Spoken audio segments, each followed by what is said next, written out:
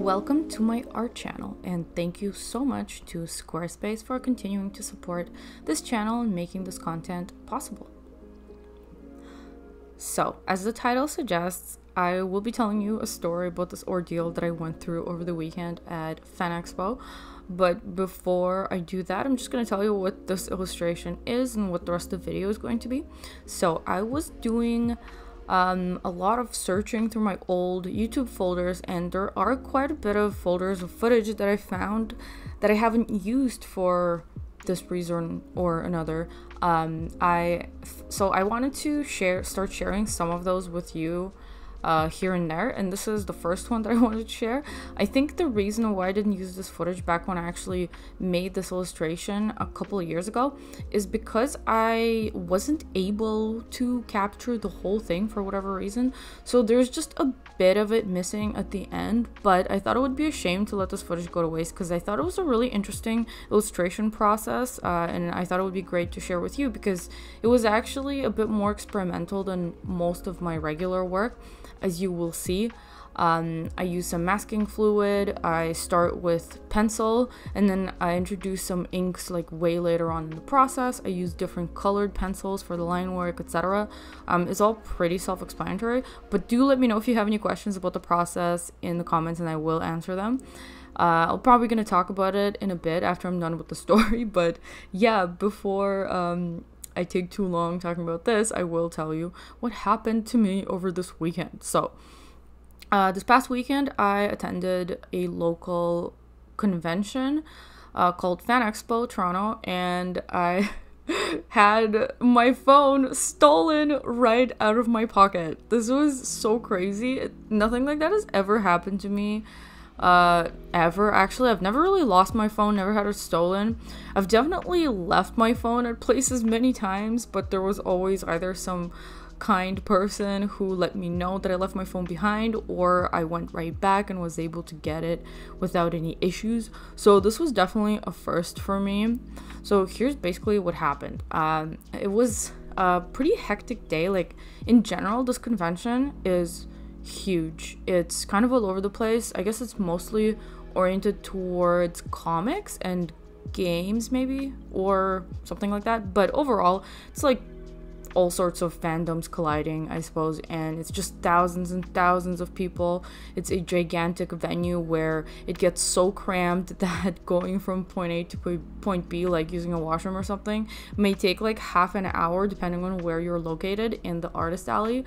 And the artist alley itself is also gigantic. Like, it's one of the bigger ones that I've been throughout all my other convention experiences. Anyways, and quick background info, I go to Fan Expo pretty frequently, so I've been there many times, and that's why it's like extremely shocking that something like this would happen. But anyhow, so on Saturday I was just working on some commissions at my table, and I just completed one, so I figured I'd take a break, go grab some food. So I stood up from my table, I went over to the food stall area, which was actually very close by to where I was sitting. It was just a couple of minutes away, and because it was crowded, I guess it took like 5 minutes to get there or something. But I went to the food stall, ordered my food, paid for it with my phone, and because it was like this big box full of stuff, like a burger and fries or something, I took the box with both my hands and I just put the phone into my jacket pocket, like I was wearing a blazer, and it cleared up a bit after I got my food. So I got to my table pretty quickly, like within a minute or so, and it was such a short walk. When I got to my table, I put down the food and I put my hands in my pockets, and I immediately realized that my phone wasn't around. I thought that maybe I put it down first or something, but the panic kicked in like basically right away. I think I just had a gut feeling that it was gone for good. Obviously the first thought that I had was that maybe after I paid for the food, I just left it by the register or at the stall. So I ran right back, and they told me that they didn't see a phone or anything. Honestly, like, I was so shocked that it could be gone so quickly without me noticing at all that I was sort of suspicious about the people at the food stall, but I figured there's no way one of them would have taken it because there were like a few people back there, and I don't know, I feel like those people are probably more trustworthy than I gave them credit for during my first assessment. But I don't know. Anyways, I went back to the table, I searched everything again, I looked on the floor, and then obviously before, like, okay, as soon as I got back to my table from the stall, checking if I left the phone there, I asked if I could use somebody else's phone to call mine, which is, you know, standard protocol, and it went straight to voicemail, at which point I was like, yep, it's gone, I'm never gonna see that phone again. And yeah, it was kind of a very shocking moment, that confirmation that somebody did indeed steal it, because it was like at 80% charge, so there's no way it would have gone straight to voicemail.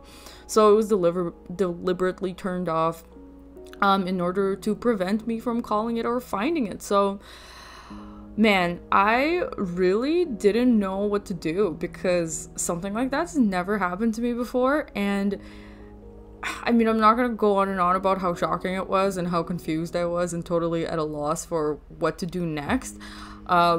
So the basic gist is that even though it's kind of a local con, it's still quite far away from my house. So in order to get back home, especially during rush hour, it took a very long time to get home. And plus, because it's a little convoluted, like the journey is not super straightforward, I actually totally relied on my phone to use an Uber for parts of the journey and whatnot, and also like to look up the bus times, the train times, and so all of that combined like sent me into like, I think my brain just short-circuited. And one of the things I wanted to actually kind of briefly talk about in this video is that I never realized how much a phone is like a part of my brain. And I think that probably goes for most people who have a smartphone and use it like a regular person on a regular basis, is like it's literally an extension of your brain. Because I don't know about you guys, but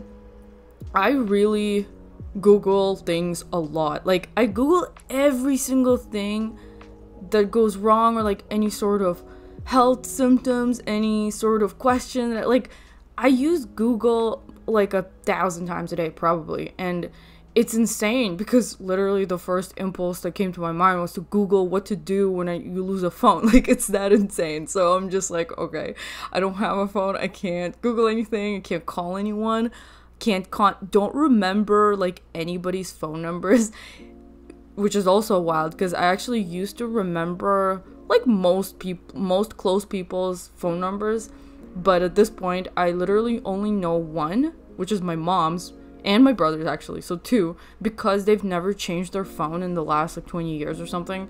And most of my friends and like I just don't know anybody else's phone number. And let me just take 1 minute to tell you about this video sponsor, Squarespace. So if I could go back in time, I would definitely host my online shop directly in Squarespace. Unfortunately, I set it up a while ago on a different platform, but you don't have to make the same mistake as I did. A feature that is so incredibly useful for an online shop owner is the integration of a Square Reader directly with your online shop. So inventory can be so tricky to keep track of when doing in-person shows, and I always have to count things and update my shop afterwards, and it's just so time consuming, and I always end up miscounting my inventory. But with Squarespace, you can hook up your Square Reader directly to the Squarespace app and keep track of your inventory while doing in-person sales. Needless to say, I also use Squarespace as a hub for all my other art business needs, my portfolio, etc. And it's been super easy to keep up with my portfolio site and keep everything nice and updated and looking beautiful. If you're looking for a platform to get going on your own art business dreams, you can go to squarespace.com and start experimenting with building your own portfolio site. See all the cool features Squarespace has to offer, and once you're ready for your website to go live, you can go to squarespace.com/cosmicspectrumart for 10% off your first purchase of a website or a domain. So to continue with the story, how I ended up dealing with it right after, like it was a disaster on all fronts because I needed my phone to also accept payments for the stuff that I was selling at the convention. So basically, there's nothing I could do there. But also, like, my biggest fear, the reason why I was so panicked initially is because I was scared that somebody could access my information and potentially like my accounts, which is like the worst fear basically that I have when it comes to technology. And secondarily, like obviously my credit card was on the phone, like all the passwords, just like everything, you guys. Just like with most other people probably. At least I still carry around my wallet, which is nice because I easily could have not done that. Like all my stuff that I use is on my phone anyway, so I hardly ever pull out my wallet, but I do just in case sometimes, like most of the time bring it, which has really worked out for me that day. But anyways, yeah, so my biggest fear was that somebody could access my data, and I mean, I wasn't convinced that it was safe until way later in the day, but people kept reassuring me that if an iPhone is locked, it is virtually impossible to access it. So slowly I calmed down. That made me feel a little bit better, but still, like, the panic was real for a long time, up until I finally got home, which took hours, you guys. So basically what happened was, thankfully, I had a friend, like a close friend at the convention, who helped me out. So basically I went pretty much right away to her table to tell her what happened and ask for her help. So she was able to get me an Uber to a different friend's house who lived in the city, because I lived nearby, sort of like in the area, but not in the same city. So I would have to take a train to get home. And I didn't want to take the train by myself because my husband was out of town for the weekend, so he wasn't even home.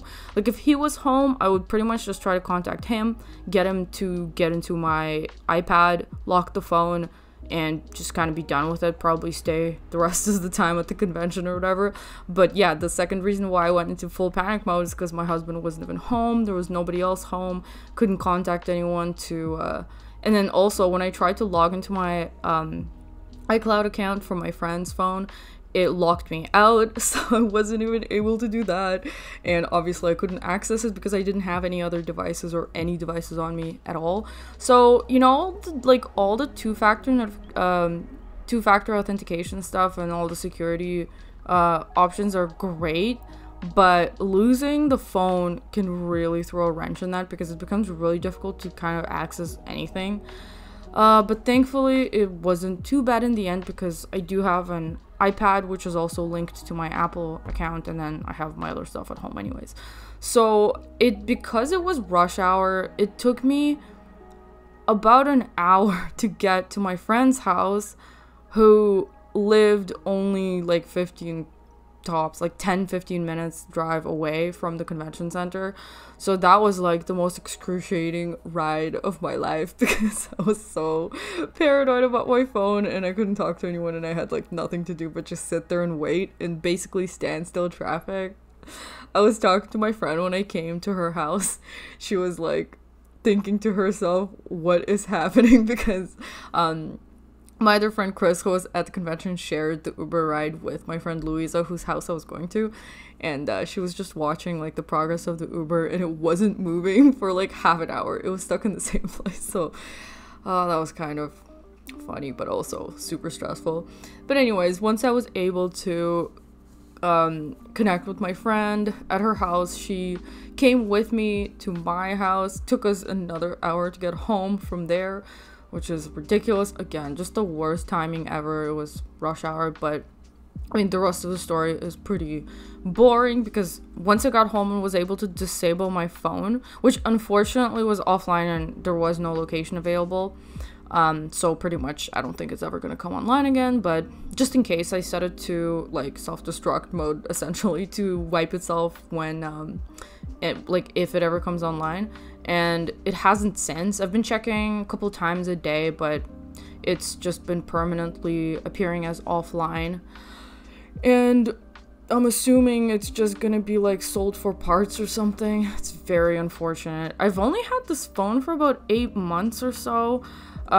It's so sad because I really splurged on it. I specifically bought it for business purposes, you know, to take better quality videos, so it has a ton of storage, it's the best cameras, and all that. So it feels pretty bad to lose it, but at least I'm lucky that I still have my old phone. I had a Samsung Galaxy S something, 22, I don't know. It's not super old, so it still works well. Like, I'm pretty much going right back to it. It still feels familiar and comfortable in my hand, so I'm just gonna pretend like this whole ordeal never happened. But yeah, you guys, that was wild. Kind of terrible. Net loss for the convention. Ugh, just not a good time overall. But mentally, at least, I'm bouncing back as quickly as I can because I really don't like to linger on this type of stuff. And, you know, honestly, this is not the worst thing because I've heard a lot of other terrible things happening over the weekend. Like, a couple of artists, unfortunately, had their cash bag stolen near the... I think somebody had theirs stolen near the very end of the convention. And then I heard another story of somebody else going through that earlier on, like, the second or third day. So, it's been terrible at conventions. And yeah, I guess this type of theory is getting more common, unfortunately. So yeah, crazy story, and that's about it. Like, I just wanted to warn anybody who does go to conventions to be very careful of your possessions, even if you're not an artist. Just be careful with your phone, but especially if you're an artist, to really keep an eye on your money bag and just keep it on your body the whole time so you always know where it is and it's inaccessible to people. But yeah, thank you for listening to this crazy story. Let me know if you have any questions about the process of this illustration. And I will see you with a new video very soon. I'm going to do the Q&A that I was talking about a couple of videos ago. So thank you for all your questions. And feel free to leave other questions if you have any more. So I will take those into account. And I'll see you guys in my next video. Bye!